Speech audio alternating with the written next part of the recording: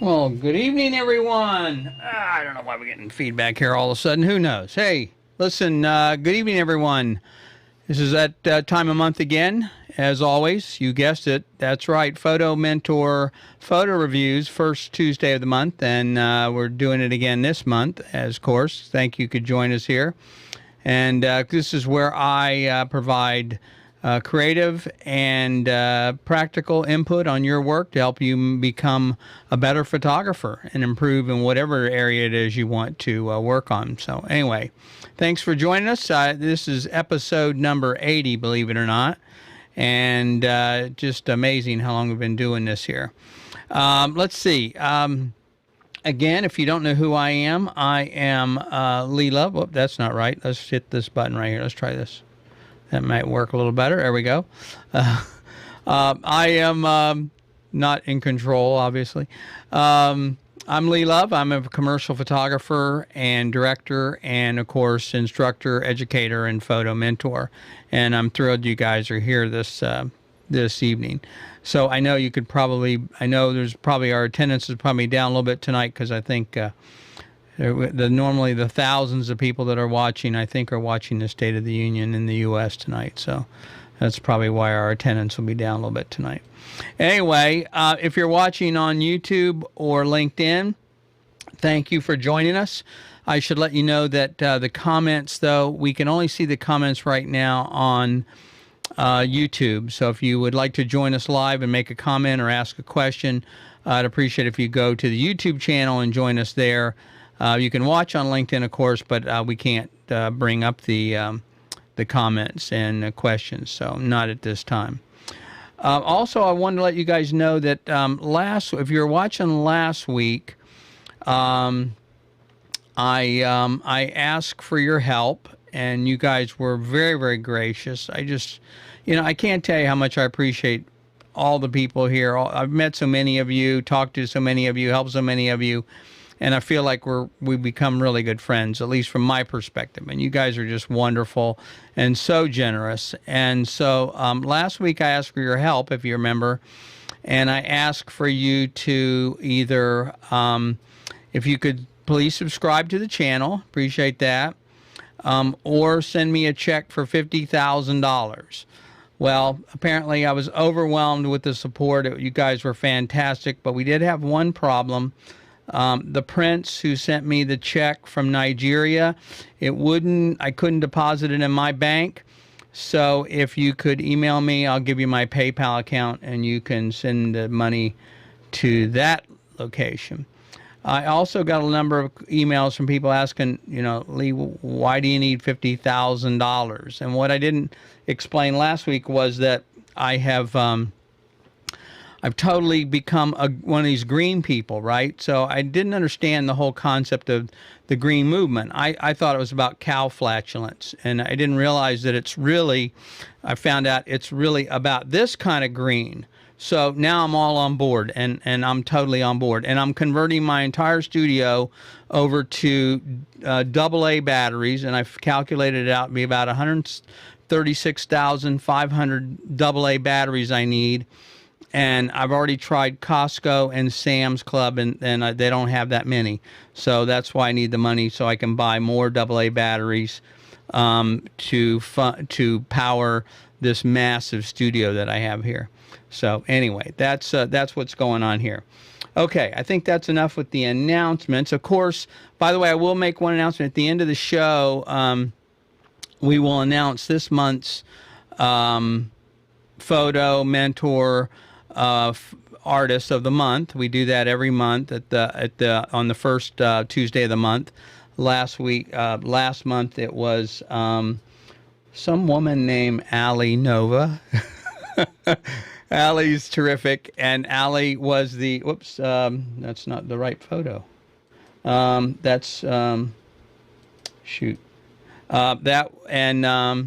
Allie was the winner for last month, or the person I selected last month. So anyway, thanks, Allie, for that.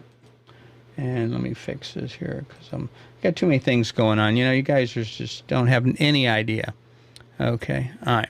So, anyway, let's get moving. So the photo reviews for this week, I've got quite a few of them, and I thought it might be helpful to also kind of go back and review some of the stuff that maybe I've covered in previous episodes, and also in a course that I developed called Learning to See.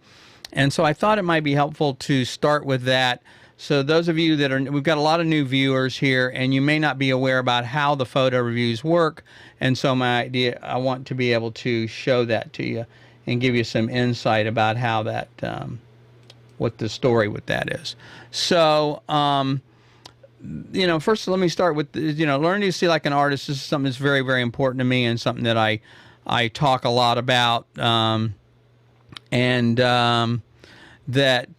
You know, Ernest Haas, who's a well-known master photographer, said that it's only you and your camera, and the limitations in your photography are really all about yourself. And that's definitely true. And that's not, and so couple of things I want to get across before we get into the photo reviews. First of all, I want to encourage you guys to remember you're not a photocopier, okay? I see a lot of people that, and there's nothing wrong with doing accurate photography. I know some people don't like to do retouching. That's not what I'm talking about. I'm talking about that it is important that your photography is an interpretation of the way that you see the world. You're unique. There's nobody else like you. I can't take the same picture you can. You can't take the same picture I can. So the reason that this is important is because you bring your experiences to your work. Everything you do and everything you have done is your interpretation of the images that you want to take. And that's very, very important to get in touch with. It's something I don't see a lot of people talking about. They talk a lot about cameras and lenses and things like that, but they seem to forget about this part. There's another element that I call active seeing, or learning to see. And you don't need a camera to do this, by the way. This is something that you should be doing all the time. You should always be looking at photos and as you had a camera in your hand. And the more you do this and the more you shoot, the more you'll start to understand what a telephoto is going to look like, what a wide angle is going to look like. But what I want you to start doing is learning to see the light and understand what the light is, and really the situation around you. I think one of the problems that many of us getting accustomed to, you know, you're on your phone or you're distracted. You're not really paying attention to what's going on around you, or really what, you know, really what we look, but we don't see, is the way I describe it. And it's really, really important that you start to learn to see, and that's why I call it active seeing. The other thing is, it's really all about the light. And as a student of light myself, I just love light. I mean, photography is all about light. And so you don't need lighting, by the way, to be a student of light. It can be natural light. You can modify natural light just like you can studio light, or flash, or incandescent, or any other, or LED lighting, ambient lighting. But the thing is, you need to learn how it works. And if you light something from the side, how it looks differently than something you light from the front or the back, that kind of thing. So I encourage you to really become a student of light and focus on that first. The other thing, so let's get in a little bit to the the layer I put on top of the images that we reviewed tonight. So one of my complaints is that so many people post things in Facebook and whatever, and other groups, and they get likes, and, you know, hey, we like this, we like that, but it could be a sunset or whatever.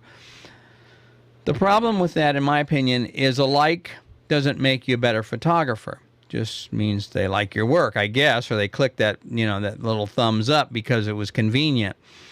But what my goal here is to help you become a better photographer. Well, to do that, I need to give you input and feedback, and that's why we started this to be able to give you a more professional input, and also based on a set of criteria. Every image is judged on the same kind of criteria. Again, you may have somebody in a Facebook group that likes your image or doesn't like it, whatever, but you have no idea of their background. You don't know what their work looks like. You don't know how long they've been shooting. In fact, you don't even know if they own a camera or not. So the feedback that you get, I don't think is very valuable. And my goal here is to help improve that and to give you really solid, concrete experience, feedback and input on my experience. So that's what the goal here is. So let's see if I can do it. Okay, so one more slide here. So the way we do this, oh, let me go back. So the point is, there's a language that you need to understand. Just like if you were learning French or German or Japanese or English. And there's a structure to the language. And if you don't understand the structure, you can't communicate. I mean, you can talk you put a bunch of words together, right? If you're writing, I could just take and jumble up a bunch of words, which is what Sue Ann claims I do anyway, most of the time. She has to correct all my punctuations and misspellings, but it gives her something to do, and she makes her happy, so I do it on purpose, actually. So anyway, but the point is that if you don't understand the language, then you can't communicate. So there's a language that's used in the art world and the design world, and most designers know it. And there's 7 common elements of art. And that's what we use to talk about and judge and give you feedback on your work. There's a few other things. They really kind of related, though. Okay. But they're lines, shapes, form, space, texture, value, and color. Now, I don't have time to go through all these. Like I said, I have a whole course on this, but I'm going to just touch on a few of them. And the first one would be lines. I'll just give you an example of what we're talking about. So the first thing to understand, and this also drives me crazy, most of the people you talk to in these Facebook groups or most photographers are all talking about the analytical, the left side of the brain, where things happen. The aperture, the shutter speed, ISO, pixel depth, full frame, all that is technical mumbo jumbo that is left brain. It's logical, and that's probably where most of the time they live. But to be a true artist, to be a real photographer, you have to think using your right side of your hemisphere, your right brain. And to do that, it means that you have to really kind of force your brain to think differently. So what I would suggest, and here's the way I look at it, is that instead of thinking about manual and mode and aperture and f-stops and inverse square law and all this stuff, think about how you can communicate your images. That's more important. I don't care if you shoot on auto, or if you use aperture priority, or even with a smartphone. But start learning these elements first, and I promise you, you will be a better photographer, because now you're learning the language of how to communicate through art, not just learning the technical side. So it'd be like a painter learning about how to mix colors and different kind of brushes, but not actually know anything about how to paint. Okay? So I'm going to only talk about one of these, and that's lines, because again, there's too many of them, and it would take us all night to go through this. It's a multi-week course that I'm teaching on this thing. So anyway, but if you look at lines as just an example, there's multiple kinds of lines that, and they're interpreted differently by the human brain. Okay, and we're not even aware of it most of the time. But a vertical line, for example, suggests strengths or something that's really unshakable, and that's why you see a lot of images like of buildings, and they use shapes and lines. Not only because of the fact that they don't have the real estate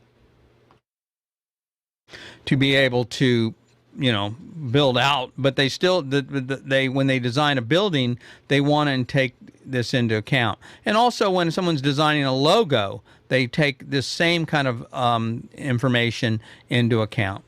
If you look at diagonal lines, They're slanted. Obviously, they can be anything that's not necessarily horizontal or vertical. They really kind of, but they suggest a movement or a lack of stability. In fact, if you look at something called, I think we're going to have an example tonight in one of leading lines. Leading lines is something that denotes movement. It draws the eye, okay? And it really can really suggest a lack of stability or things going in multiple directions depending on how things are going. So these are all tools that we would use in our images to be able to communicate whatever we're trying to communicate, whatever emotion or storytelling we're trying to communicate. The other thing is zigzag lines, okay? A series of diagonal lines that are not jointed anywhere. They just kind of, I mean, the first thing when I see these lines, I think of cartoon characters. As maybe it's because of a kid or maybe because of the way, but I think of, the pow, zap, wow, that was always overhead in a cartoon that was always, or if the person got hit or something, there was always like a squiggly line or a circle with or something like that. So that's where that comes from, okay? And those lines typically, again, can convey action or excitement or restlessness or anxiety. So when you look at those lines in your photo and you use those lines, you want to know why they're important and how they can be used to communicate the structure of your image. And I got one more here, and the last one is the curve line. Now, the curve line is a little different. It's not quite, it's a line that bends in a certain direction gradually. It's not necessarily like a curve or like a circle line or a zigzag line, but they also can convey feelings of comfort and ease. I mean, smooth. I'll give you an example. If you talk to any designer and that you're having them design a logo, one of the things they're going to want to ask or know about is what kind of customer, what's your target audience. So for example, here's something to look at. If you look at banks or any financial institution, you will find that most of their logos are square, sharp edges, maybe color blue, things like, because all those things denote strength and stability. Okay, you wouldn't want a bank that has zigzag cartoon characters on it, right? Because you go, I'm not putting my money in that bank. And so that's the same kind of thing here. So a designer will use those kinds of symbols to denote a certain feeling or emotion that they want to connect with in their audience. And so again, there's also, by the way, these curved lines are very, very common in nature. So you'll see this a lot in nature. Okay. All right. So that's that. I just wanted to kind of get to you guys. I know it's a little bit to cover, and I only kind of touched on it really because there's 7 elements. But I felt that because, again, we have so many new people that are watching the show and that have joined the Facebook group and stuff, you probably aren't aware, because I haven't covered this in a while, kind of why the reviews are done the way they are and why they're not just what I like. It has nothing to do with whether I like the image or not. It's whether it works or not. Okay? All right. Let's see. So we have any questions here? Let me look at the chat real quick. Don't see any. James is in the house. Uh-oh. So, all right. Okay. So the other thing, as I mentioned before, please subscribe to the YouTube channel if you get a chance. That would be great. We'd love to have you do that. Okay, so let's dive into the reviews here. The first one is going to be. Now, I tell you, it took me a while these things. You guys sent me a lot of photos this week, and it's really hard to keep track of. So hopefully I've got them all squared away. So this one, let me get my notes here. I want to give you some background on some of these things. This one was sent by MJ. And by the way, for those who, again, are new here, The reviews are done anonymously, and not because we're hiding anything or because no one's embarrassed, but I don't want anybody to be embarrassed, and I want new photographers to submit their work and not feel like they're being picked on, which people that know me know I would never do that anyway. But, yes. That's right, Sue Ann, keeping you off the street. Okay. So anyway, so this one is done, was submitted by MJ. MJ's been shooting about 5 years. And I appreciate you guys, by the way, filling out the form and giving me some backstory on the photos, because it helps me understand what you're trying to accomplish. And that helps me in being able to give you better feedback. So on this image here, MJ said that they had just gotten a ring light, and they were trying to figure out how to use it, and they also want to get some pictures of her girl. She gets older, and they need more pictures of her, and I totally get that. You know, it's ironic, because I think that most of us, every time we get a new camera or a new lens or a new piece of photography equipment, guess where we go first? If you don't have children, which they're probably getting tired of it, the next step is your pets. And I have so many cat pictures in my Lightroom catalog that you wouldn't believe it. So anyway, you know, I'm going to try a new lens. I want to see how sharp it is, et cetera, et cetera. So I totally get that. All right. So, so this photo right here, again, it's, the lighting is a little bit, it's pretty even. And also the light is up to the upper left, which is good. So it's not giving that, you know, alien look in the eyes. One thing I would suggest in the future is maybe when you're photographing children or pets, get just a little bit lower. You're pretty good. You're at eye level here, but you might find if you just get down about 6 inches or maybe a little less than that, you have a little stronger image of your girl here. I forgot you didn't tell me her name. So, but anyway, it's a good picture. It looks good. The background, you know, is kind of, it's okay. It doesn't help or it doesn't distract. But the other thing you could do, again, is it looks like it's a wall of some kind. Excuse me. The other thing you could do is if you were to, let's say you were to move over to the right, okay, and then use that wall to draw the eye, part that wall on part of the image, and use those lines in the wall to draw the attention to the dog, because then that would make it a little more interesting. It's kind of a pet mug shot right now, which is, you know, okay, but there's really not much interest there. I mean, there's not much going on. And I think you could make it a lot more interesting just by using the lines in the wall there to draw your attention to the pet. Now, you can always, I mean, you guys know me, I'm always one to, let's see if I have this one here. You can always crop an image to get a little more out of it. And that will oftentimes, let's see if I can bring this up for you. So that will oftentimes help. So if you could try this, see if this is an example. I don't know if this will work or not. But when the tighter you get, the more intimate the photo becomes, and it kind of draws the person in a little more. So, you know, that right there might be a little more interesting, because there's a lot of space there that doesn't really do anything, that kind of detracts your eye from your girl here. And so this is kind of cute, I think, with her ears. And so something like that, I think, might be a little better. Collar. So to me, that would be my suggestion, is to crop it just a little bit. And that draws the eye. That way there's no wandering around the image. Nobody knows exactly what they're supposed to be looking at. They're looking right into their eyes, and they know that's exactly what you wanted them to do. So that would be my suggestion on that one. So the next one is, let's see here. Next one was an image by, let's see, this one was submitted by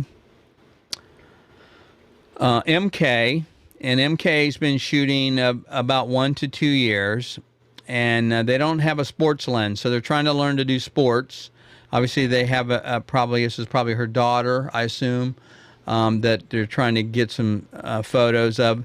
So again, look, there's glass is the best thing you can invest in. If you're going to buy something, buy really good lenses, because they will last you. I've probably told the story before, but I think I bought a 70 to 200 2.8 in 2004 when I was switching from film to digital. And it was an expensive. It was like $1,800, and that was a lot of money. And I was like, I don't know if I want to do this or not. My wife, of course, being much smarter than I am, said, no, get it. You want it. Don't get the off-brand. Get the one you want, because you'll be sorry if you don't, which she was right, of course. So anyway, so the idea here is that if it's hard to make up for good glass. Now, if you have a higher resolution camera, you can crop the image. So most cameras nowadays are 24 megapixels. And so at 24 megapixels, you can crop it at least twice and still get quite a decent image out of it. So there's nothing wrong with that.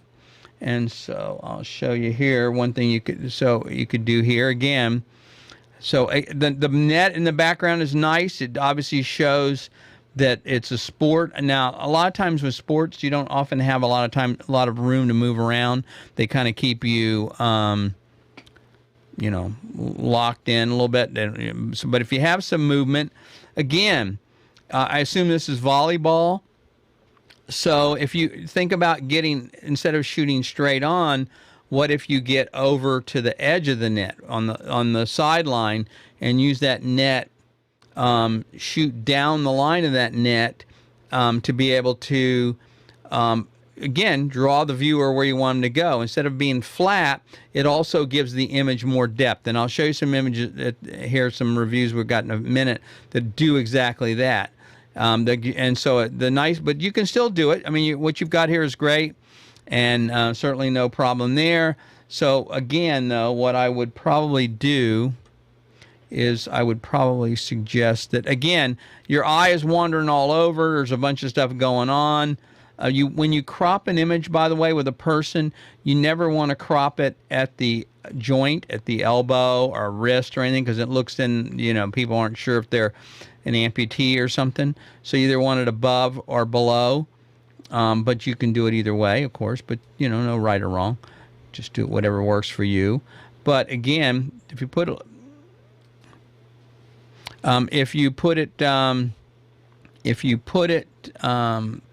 like something like this, then, and you have a little rule of thirds there, okay, see, and it frames her a little more interesting over and your eyes drawn right to that. It still looks really good, I think, even though it's cropped. I mean, you still got plenty of resolution there. And I think that's a nice photo, actually, right to her eyes. So very good. Nice work on that. And again, I would say that the thing that works on this, you got a little bit of the lines in the background, which kind of give some depth to it. And then I think it's obviously that the color on this one is really one that also stands out, and really the blue and the yellow are complementary colors on a color wheel, and so that also adds to the image. So very cool on that one. And also, I wanted to take a second to shout out to our good friend Ali Nova. Ali, congratulations! I understand it's your 18th birthday, and thank you. Happy birthday to Allie. She's a great supporter of the group, and someone who has really improved over the short time I've known her, which has been phenomenal to see. So happy birthday, Allie. Okay, so let's see. The next one is so that's not it. Oops, that's not it either. Okay, here we go. So the next one is one by, sorry, bring up my notes here. This one is done by RC has been shooting for less than a year, about a year now, and I tell you, I've watched her work in a number of different areas, and it's just phenomenal how quickly she's picked this up. Well, I found out recently that she's cheating and that she's also has a background in design, graphics design. So, of course, everybody I know that has any background in graphic design, they're so frustrating to me because they just they pick this stuff up so quickly. So anyway, but she obviously knows what she's doing here. So this is a photo. She said that she was her first attempt at taking photos in the late evening, which a lot of people refer to as a golden hour. She wasn't sure the timing or positioning of the subject was right, and she did some post-processing to bring up the exposure. This is a really nice image. It works. Again, you know, I assume it's a mother and daughter, and the lighting is pretty good. I'm surprised because a lot of times when you do a photo like this, the background's completely blown out, but because it's toned, it works pretty well on that in that regard. And so I think that, but again, I might suggest, let's see if I can find that image here in my editor. Sorry, too many photos. I've got to get a better way of organizing this stuff. It's just too crazy. Oh, here, I can close this one because we don't need that one. Sorry. Oh, here we go. Okay. So, so again, golden hour, by the way, is an interesting time. I know a lot of photographers really covet that time. They want to shoot at that time. But I would tell you that if you're doing this for a living at all, anyone's paying you anything, it doesn't matter how much it is, or even if you're doing it for a friend, you can't, the problem is you can't depend on that. So you never know what's going to what's going to happen. Golden hour, my point is you can make your own golden hour anytime, day or night, pretty much, if you learn lighting. And it takes a little bit of doing, but you can do it. And on something like this image, what you could do is you could also use a reflector, a gold reflector, and that would also bounce some of that sunlight back in their face, and also maybe eliminate a little bit of the post-processing that that you might have to do. But again, you know me, I want to see what the story is. I want to know these people. And so this, I think, because it's such a nice, intimate photo, I think you might be able to get away with something a little bit like this. And I think that might be a little more, the golden hour is great. I think that works for you there. Again, so that would be so that's using the use of color, of course, definitely. Nice use of the background, even though it's kind of nondescript, but it doesn't matter. And of space, because by using the out of focus background, it gives the image some depth, which is nice. And that's always, you know, it's not quite so flat looking, so they don't blend into the background. But anyway, so I would say you might want to consider, and of course, again, if you crop it this way, you've got a little bit of rule of thirds going on there. Maybe not quite that much. You might want to do just a little bit more. People, in that way, it lets you still keep the sunlight in there. You could move it over, but I think it becomes more boring that way, and I think you'd find more interesting photo this way. So, and again, if you wanted, you can even get it more intimate and bring it in like this, and that even makes it more appealing. Obviously, by doing this, you should, hopefully you'll see that it really draws your attention to their eyes, to the emotion, and you can now feel something more out of the image than before. Where before, it's just, you get a little lost in this picture because there's so much going on. It's just kind of like you're more of an observer, almost a voyeur kind of a thing. But if you crop it, then immediately you're brought into the intimacy of the photo and of the of the mother and daughter, and you're really drawn into that image. So let me just kind of here, you can learn a lot of this kind of stuff by watching all kinds of things, but movies is a good example. Think about this. Watch a movie, and here's what you'll notice. Good directors will do a wide shot or an establishment shot. Then they may cut to a two shot, and then they may cut to a tight shot. But they never go directly to the tight shot because it's kind of jarring. People don't know where they are. They don't know the surroundings, and you have to establish the surroundings of what's going on before you go to that two shot. Or before you go to the tight shot. The only time they will do that, they will go directly to a tight shot without doing that for the most part, is in horror movies, if you notice, right? So if you're watching a movie and all of a sudden you see a tight shot of a figure, a face, and you can't quite figure who it is, or even if you can see the person's face, you're like, well, wait a minute, what's going on? Who are they? They haven't established that character, and so therefore it's a little bit jarring and a little bit makes you nervous. And so that's a technique that filmmakers use to do the same kind of thing. So my point of that is that when you look at this picture, it's the same kind of a thing. This is a nice photo. It sets the scene, but we're trying to create a more intimacy and a little with this, again, because of the subject matter. And so we want to be able to crop it in and bring them in. And so people say, oh, wow, it draws you right into the subject. There's nothing else to distract you from the image. So anyway, hopefully that helps. And that one was a photo. Who did I say it was by SJ? No, it was by RC. And RC, like I said, has only been shooting about less than a year, or about a year. Now, what's interesting is we also have another photo, which is similar. And this one was submitted by I actually mislabeled it. This one is not RC. I think this one was submitted by SJ. And SJ, if I may have this wrong, I apologize, because like I said, I kind of got mixed up. This is kind of hard to keep track of these things. That's why I started putting the names on it. Anyway, so this was also an attempt to use the golden hour as well. Not as successful, of course. The background's kind of blown out. Now, if you watch the video, and maybe Sue Ann will put the link to, I think it was February 8th episode, where we did outdoor lighting.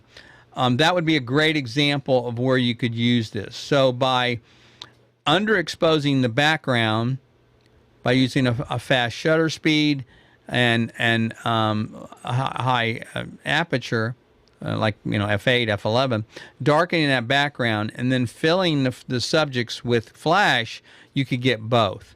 Because it really looks like there's an opportunity there for a nice blue sky and some puffy clouds, but because you don't have any way to control what's called the lighting ratio, it's just you can't get everything in the same frame. So by underexposing the background and adding a little bit of light, one speed light might even be able to do it. You could improve this considerably. Now, I will say something about this photo that I thought was very interesting. And that is, I thought the posing was pretty darn close. The young girl is posed perfectly, I think. Looks really nice. Got a nice triangle there. Got her hands in the right place on her leg. Not behind her. It's not hidden, so you can see that they have you can see that they have that he has two hands or fingers, etc.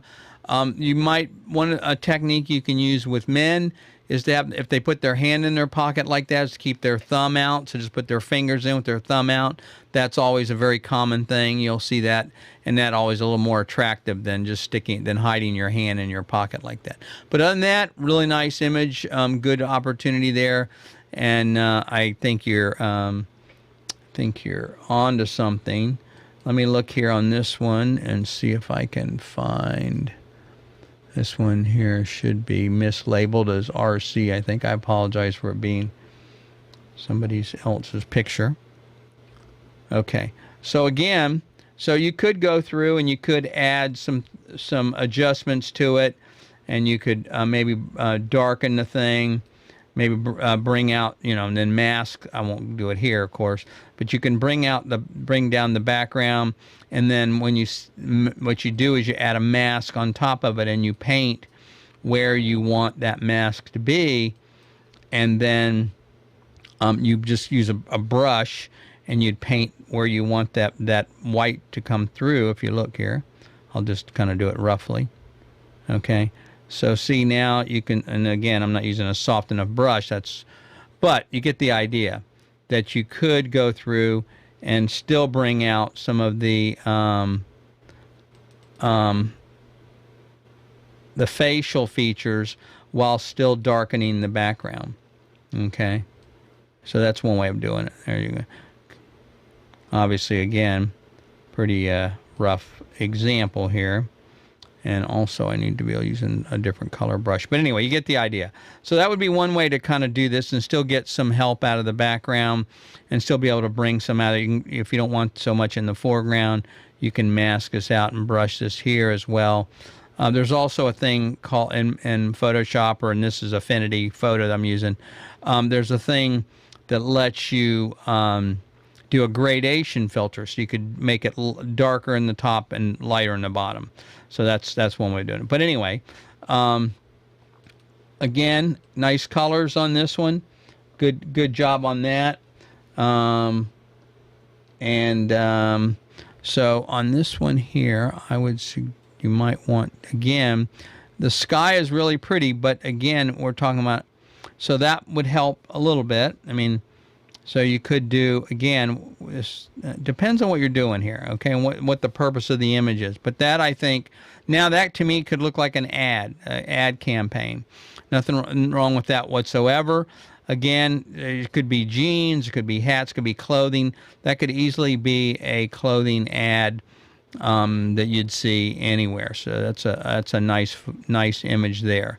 The other thing, if you wanted to make it even more intimate, again, so you could bring it up, as I said before, if you're trying to do a family thing or some more of a portraiture, you could also, it's a little too tight, but you get the idea here.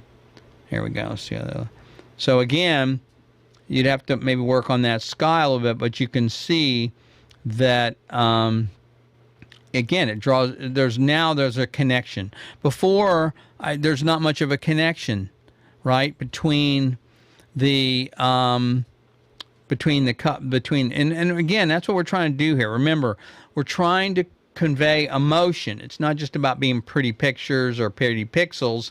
Okay, that's fine if we're doing landscape, maybe, oh, it's a really nice stream or whatever.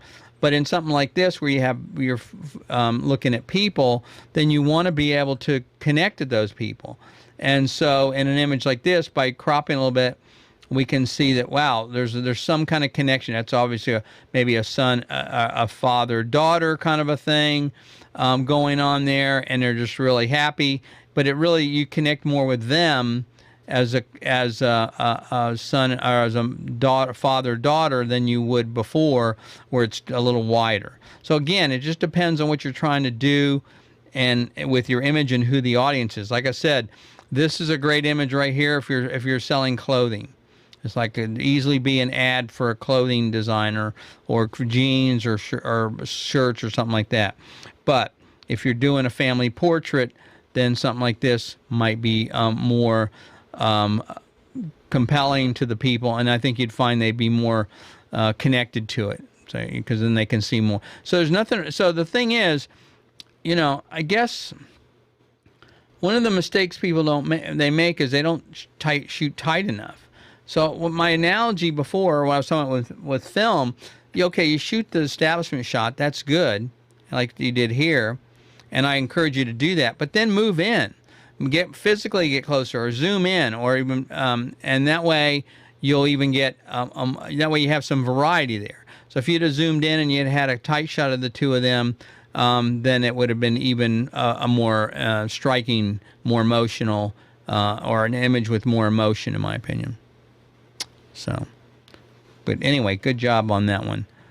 And I hope that was, I hope that was SJ's photo, by the way. Let me see here. I feel bad, maybe I mislabeled this thing. was kind of doing this they're flying in. There was somewhere coming in at the last minute here. Okay. I'm sure they'll correct me if it's wrong. Okay, so the next one is, okay.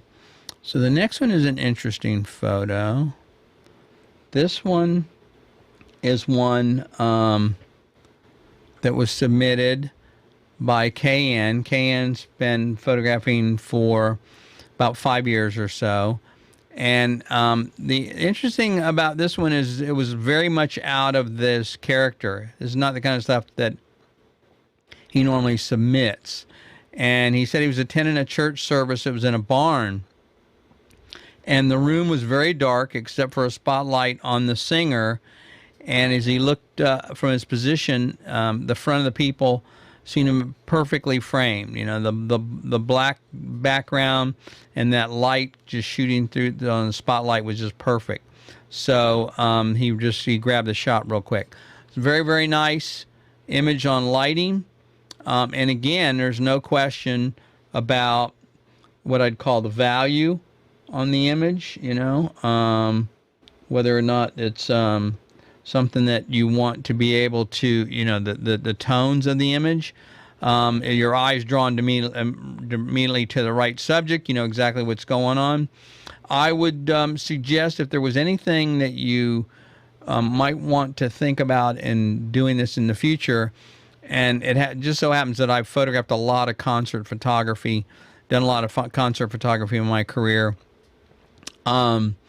And it's tough. I always prefer to do, you know, I always tried to work with artists where I could work backstage with them and get the stuff of them before they went on stage, kind of telling the story about, you know, what it's like to be an artist. But the thing here is that the problem I found in doing stuff from front of the house or front of the stage kind of photography is you're very limited in which the kind of image you can get. But the main thing here is emotion and connecting. So if I would say I'd love to see some other photos that maybe you shot in this series. If there's anything with the person that's maybe their eyes up, or maybe that they're connecting or talk, you know, you see a little more of that emotion in their eyes. That would be that'd be something that I'd like to see, and I'd suggest on something like that. So anyway, just the thought, but very, very nice image, good capture, good eye. Again, this is one of those things where I was talking about where they saw this, you know, they got this and a lot of people could just go right past it and not even think anything twice. But because they were trying to actively see, as I mentioned earlier, then they totally zeroed in on this and saw just like this spotlight of light right on this gentleman's face. And of course, he certainly got an interesting face, in my opinion. I'm kind of person that I would like to say, hey, do you mind if I do a portrait of you? Because I think there's a lot you could do there with the lighting and the structure of his face and the beard, etc. So again, good job on that one, KM.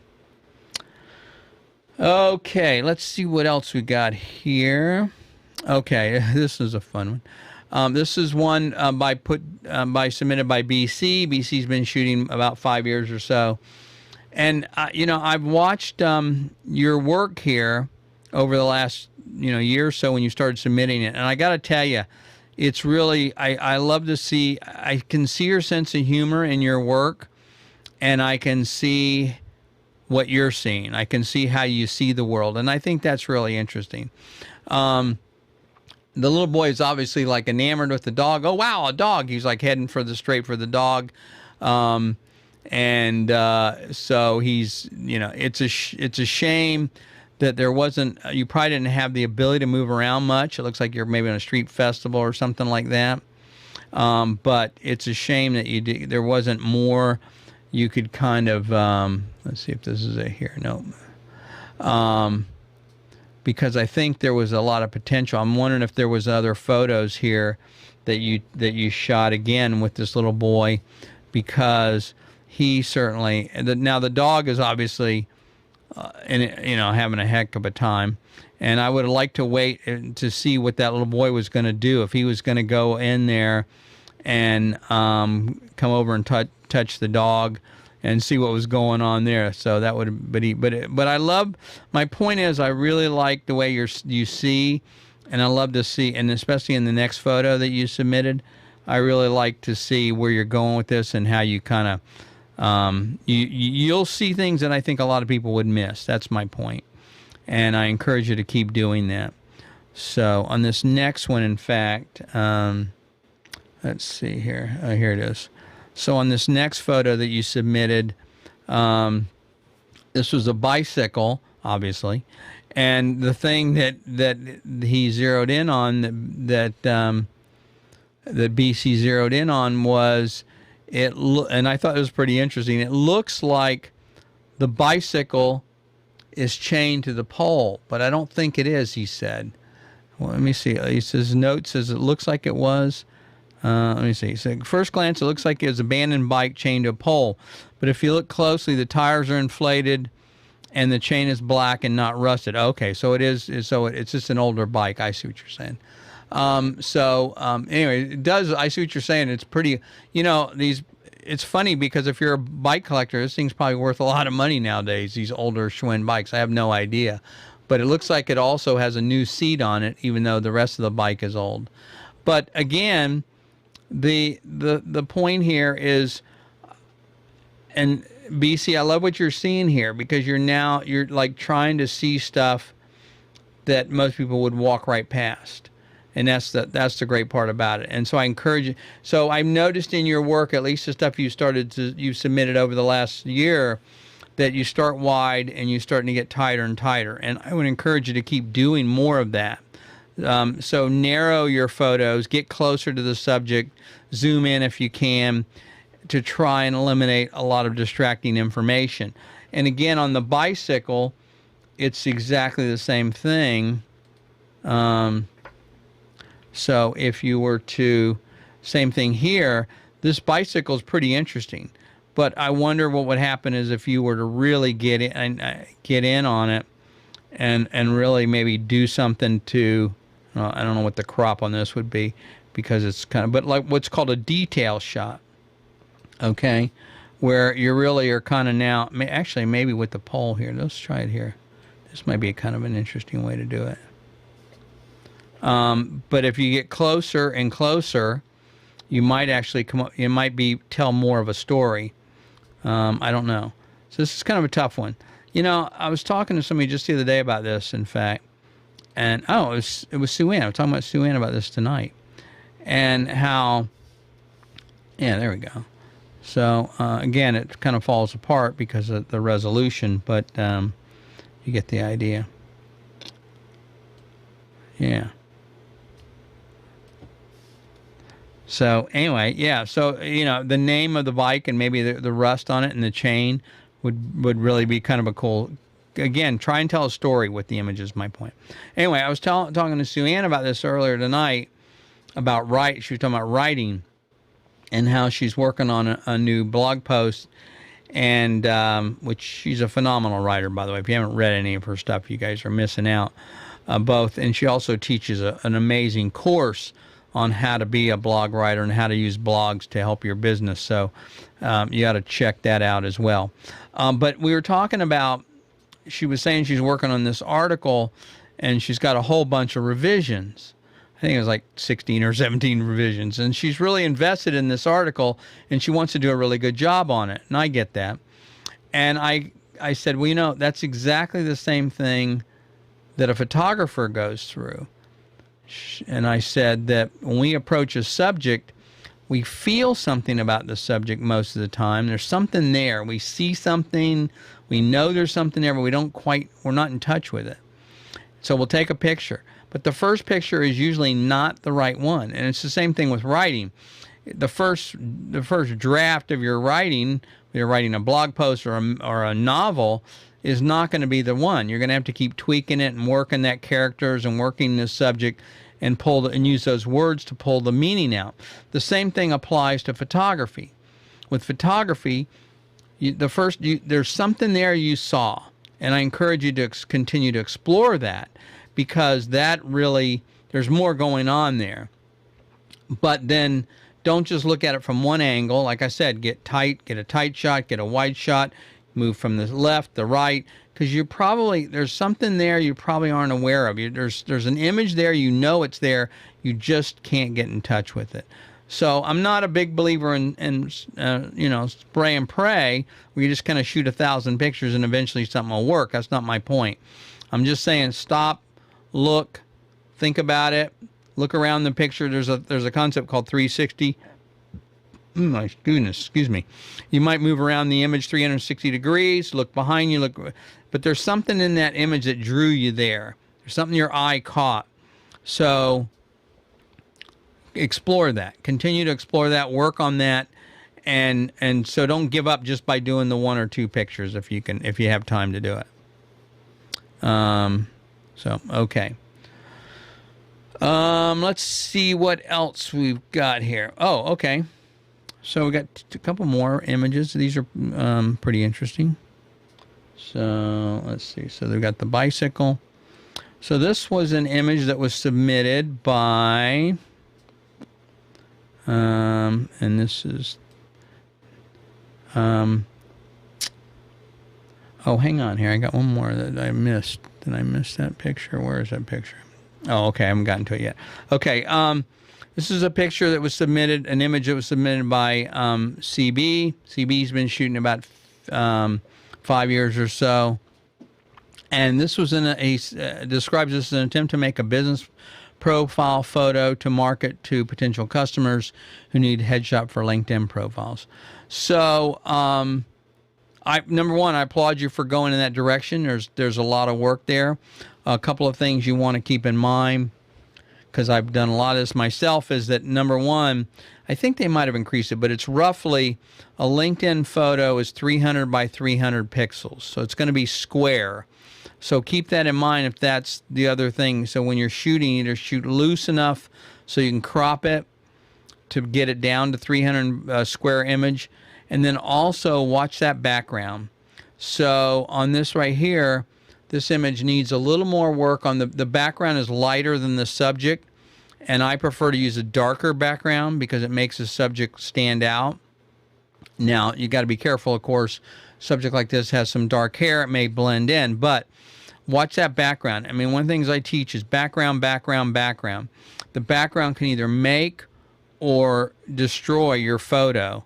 And so when maybe it's because I do a lot of magazine work, and so therefore I'm going into situations to photograph a person that's telling a story. In other words, I'm supporting words. Either the article's been written or will be written, and so once I find out what that's all about, if it's written or they give me a little bit of a concept, then I'm photographing or shooting to that article.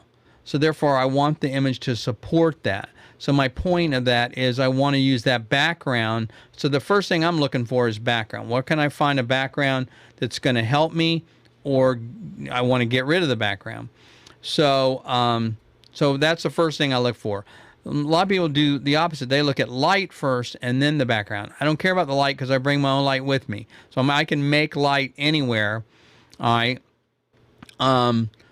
If I could make rain anywhere, I'd be a wealthy man. But anyway, I carry lighting with me, and so I can make light anywhere, but I can't do so. That's my first thing, is to look for the background first, and then figure out, do I want to kill the light that's there, or do I want to use it? And that's the first thing. So on this photo right here, CB, I'd say you need to work on a couple of things first. Let's see if I can find your photo. Yeah, here it is. So first of all, again, 300 pixels by 300 pixels is going to be square. So it's going to be more of a 1-to-1 ratio. So just assume for a second that, let's say something like that is what you're going to have to work with. So that's okay. That's not too bad there if you do that. But again, keep that in mind. And also, the background is a little white, it draws your attention. Our eyes are drawn to lighter objects more before darker objects. So therefore, you want to be aware of that. And that's why, again, I like to have people behind a kind of a darker background with maybe just a little bit of light to separate them. but it's probably going to, if you're going to do LinkedIn, it's going to be square. You want to make sure that background looks clean. And again, I don't know. Let's see. Is this a, looks like maybe, I don't know. Is this woman in a lab coat or is that just a coat? I can't tell. But if they're in the medical profession, then maybe use something in the background that looks medical-like, okay? Look for something that will kind of reinforce that subject. And then therefore we would look at that and go, oh, okay, they're probably a doctor or a doctor's, not, what am I trying to say? Not doctor's assistant, there's a term for it, I forgot. Anyway, or a nurse or something like that. They work in a medical profession, so therefore you want a physician's assistant is the word I was trying to look for. So anyway, so you want to look for something that reinforces that. So try and do that as well. Also, I know it's hard, again, it's hard to tell here, but if you look over here to the right of this picture, there's something else going on here. It looks pretty cool, actually. So look at this right here. So that looks like a wall or a hallway, not a hallway, or but look for the look at the pillars here. So here's pillars that you've got her next to. You could use that to your advantage by if you were to move her over a little bit to the right, and then you move over to the left. It looks like you've got kind of a hallway or an area you could draw. Use that again. Use those lines to draw the person to her in a subtle way. So anyway, but the exposure looks good. Again, I would watch that background. That's the key on that one. Okay, and then we have another one that you submitted. This is kind of a cool picture. This is a little bit different than what some of you guys are used to seeing here. This is the reason for this photo says they really like the detail, and he photographs a lot of toys, what I would call products photography, and so there's a lot of cool stuff going on here that you can deal with, and really kind of there's definitely, I see it as certainly a very big area for compositing. I don't know if that's something that you're interested in or not, but again, very cool. It's a little bit, again, it looks like he's maybe in a canyon or something. Okay, so let me see if I can explain this. So there's a concept called selling the fake, and what I mean by that is it's not that you're faking it. Is that when you create an image and you're doing any kind of compositing or product photography, artificial lighting, things like that, you want to mimic what's in nature so that people will then not be jarred. And so what happens is if you don't do that, people may not notice or be able to articulate what the problem is, but something doesn't feel right about the photo. It's just something weird about it. You guys probably already seen that before. And so what happens is like for example, if there's a light coming from this side, but the shadow's on the same side as the light, it doesn't make sense. So I'll show you one here in the next couple pictures. There's a group shot this photo. So the first thing I look for in group shots is the light all coming from the same direction? Is the shadow all coming from the right direction? If it's not, then you can tell they weren't photographed at the same time. So that's something to keep in mind when you're doing product photography, or you're doing something like this where you're kind of recreating a world, if you will, that doesn't exist. You want to make sure that you are using light in a way and your subject in a way. And I know you mentioned before that you say that when you do some of these things, one of the problems is the objects, some of the objects, the perspective is wrong. They're too large for the scene. And so that, I totally get that, but so do you. Anyway, so this may be one area here. So again, I don't know what's going on here. It looks like it's pretty cool. There's a lot of stuff going on. But I don't know what it is. It's kind of a little bit distracting to me. You guys probably gonna think that's all I do is crop photos, isn't it? But oh, sorry. So if but if you want to do something like this, so what I like to do is eliminate something that doesn't contribute to the photo. So if this maybe was something like this, then all of a sudden it's like, hey, what's he looking at? What's going on? There's obviously now there's some symmetry or some asymmetry to it.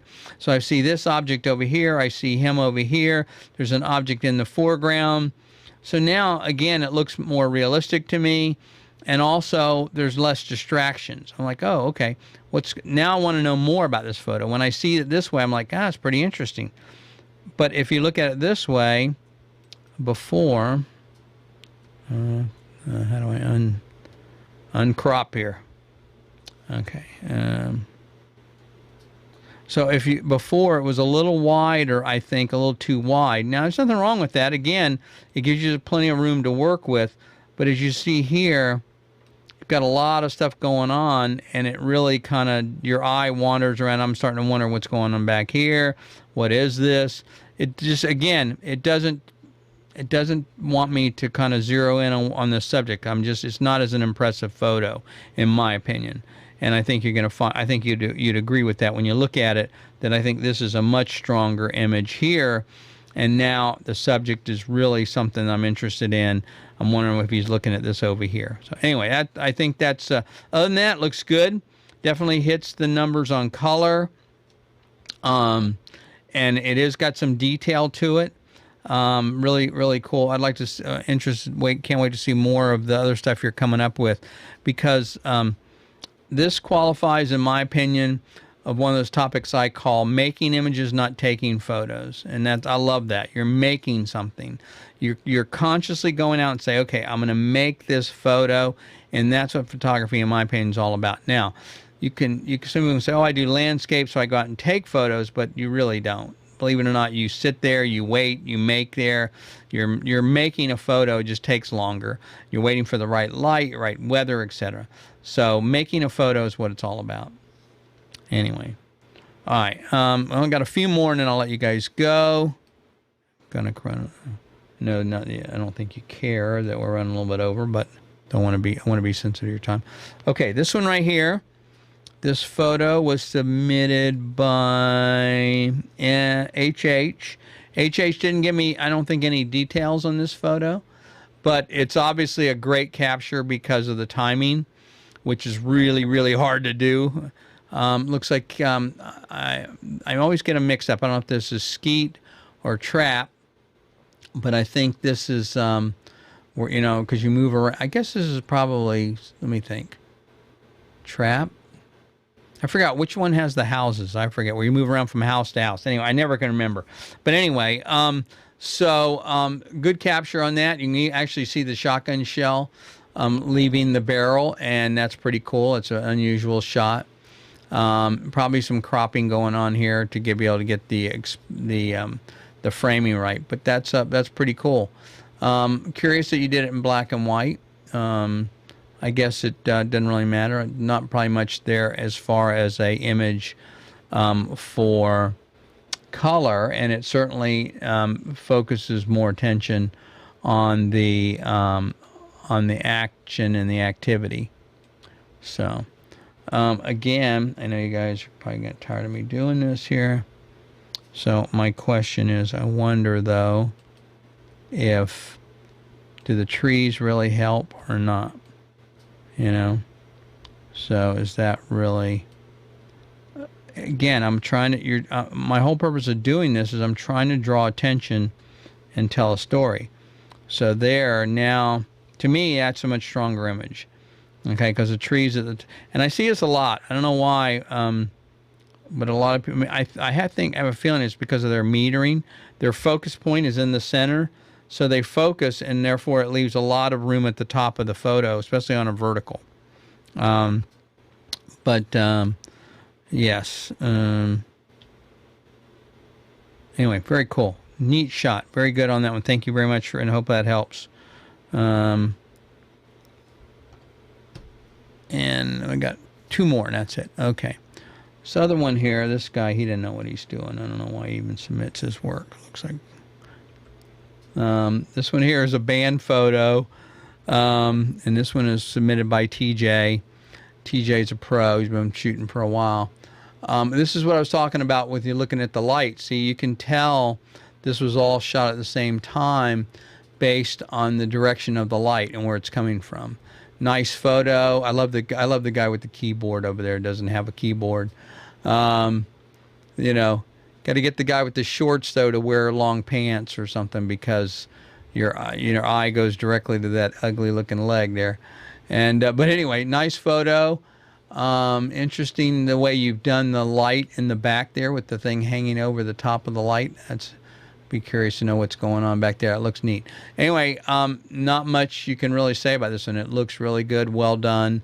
You can see now why you're a pro, and lighting is great. Looks like something I would have shot, honestly. So anyway, cool. And one more. Also submitted this one right here. This is a great picture. This is something Allie would shoot. TJ told me that this one was an attempt to show leading lines and to isolate a subject. Well, you certainly isolated the subject, no doubt about it. I happen to know the lens this was shot with. I think, I don't know, Allie, I don't remember if you tell me you have one of these, the lens on order, or you're trying to get one. This actually is a Nikon 200 to 500, and this lens is incredibly sharp. Every time I see an image out of this lens, I'm just blown away at how sharp it is. It's a pretty hefty piece, but not as hefty as a 400 2.8, but it's still a really nice image. So I would say this is a great image. The composition is good. The way the lines are being used in the corner. This is something a lot of people miss, by the way. They don't realize that you should try and use the here it is right here. You should try and use these corners. See how he's used the corner of the frame here, and here, and it's lined up right with the corner. So when you do that, that really draws your attention. What I do here? Oh. That definitely draws your attention to here and here. See, so by putting that in the corners. And the other thing is, so really nice photo, sharp, got the nail to focus. If I had any suggestion, it might be, believe it or not, I know people love this amazing bokeh here, lack of focus, or a lack of the depth, greater depth of field, or shallower depth of field, excuse me. I maybe, if I were trying to really show a little more leading lines, I might actually close that down a stop or two. I'd be curious to see, so that a little, at least so the foreground here is more in focus, and the background you don't care about, but that foreground a little bit here would be a little more distinctive and drawing your eye directly into the bird. But it's just there's nothing wrong. It's just a phenomenal photo. I mean, there's not much you can really say about it. And again, let's just pick on it a little bit here. Let's see what happens if so if again you keep it doesn't really work if you do it that way. You can do a little bit of it, but you want to keep those corners in there. You could, to make it really work. Maybe this might work for you. So anyway, this is my caption for this photo is, "You looking at me? You looking at me?" Anyway, so very, very nice. Okay. Yes, you do need a monopod for this bad boy. It's a big, heavy lens. So, okay. My favorite part of the show. Let's get to it. I almost forgot about it, and that is the where we do the Photo Mentor Artist of the Month. Now, I started this because I really want to encourage you guys. I look for people out there that have all kinds of talents. It's not a contest. It's not who has the best photography even. There's a lot of criteria that goes into why I pick this person, and why I pick, so we started this in January. We've done January. which was Jessica Marshall. Jessica's on the group here. Thank you, Jessica, for joining us. The second one was Ali Nova, as I mentioned before, and this is for the one for March. Is somebody else. So let's see here. Do I have this turned off? Darn thing went crazy on me before. Okay, so this Allie was the one last month, and Allie did a fantastic job. I just love this photo. And I heard through a grapevine that Allie, when she was taking this photo, there was a little voice in her head. It sounded a lot like this guy right here talking. And I guess I was channeling to her because she was thinking about some things I had told her about composition. And that made me feel really, really good. I appreciate that, Allie, because, look, that's the reason I do this. I want you guys to improve. It's not about me. It's about you guys. I want you to be successful. So, again, this month, the photo of the month is somebody different. And this month, the photo, the artist of the month is Tamara. And Tamara, I think, is just a phenomenal artist. She is, she's one of these people that's very, very talented. I don't know if she'd admit it or not, but I think she is. And if you guys have been on any of the, looked at any of her photos before, posted anywhere, there's always these photos of this little girl here. I think her name is Navia, if I've got it right. I apologize if I got that wrong, Tamara.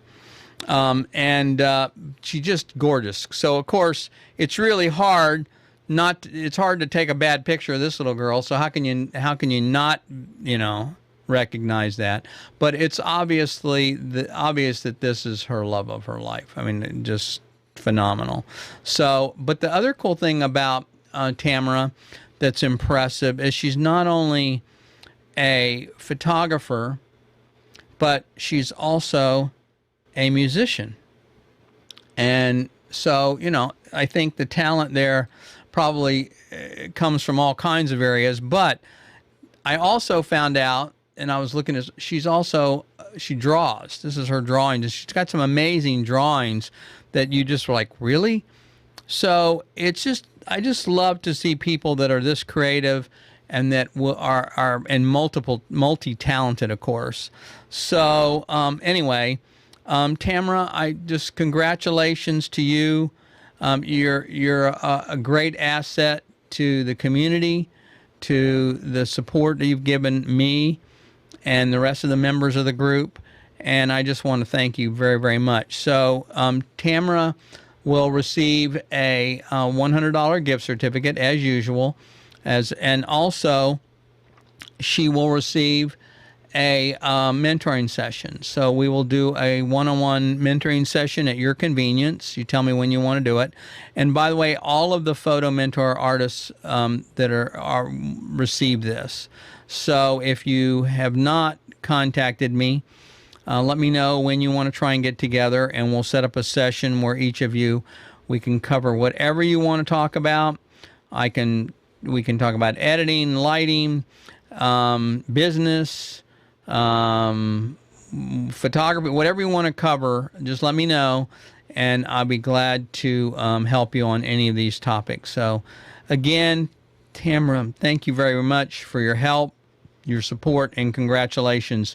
You're truly an asset to the community of photo mentor artists, and I appreciate that personally. So anyway, okay, let's see here. I think that's about it for this week. And but thank you very much. I appreciate you guys hanging in there. And if you we do this every Tuesday night at 8 p.m. of course. And again, the reviews are done the first of the month. So I think the next one's on the 5th or something. I forget. Whatever the first Tuesday of the month is, next month we'll be doing another one of these. So it'd be great to have you on board with that. So again, thanks very much, everyone. And listen, have a great week.